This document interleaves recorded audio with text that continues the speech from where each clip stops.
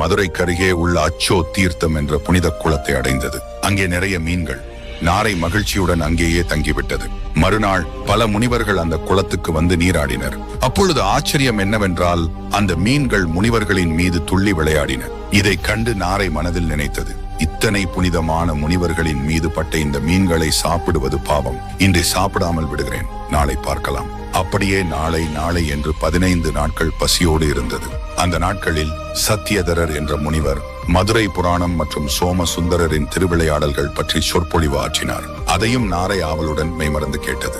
ஒரு நாள் அந்த சொற்பொழிவை கேட்டு நாரை மனதில் நினைத்தது, சோமசுந்தரர் இவ்வளவு பரமகருணை உள்ளவரா? நானும் அவரை ஒரு முறை தரிசிக்க வேண்டும் என்று எண்ணி நாரை பறந்து நேராக மீனாட்சி அம்மன் கோவிலுக்கு சென்றது. மேலிருந்து பொற்தாமரை குளத்தை பார்த்தபோது அங்கே நிறைய மீன்கள். பசியால் வாடிய நாரைக்கு மீண்டும் பழைய ஆசை வந்தது. அது நேராக கீழே குளத்தை நோக்கி பாய்ந்தது. அந்த சமயம்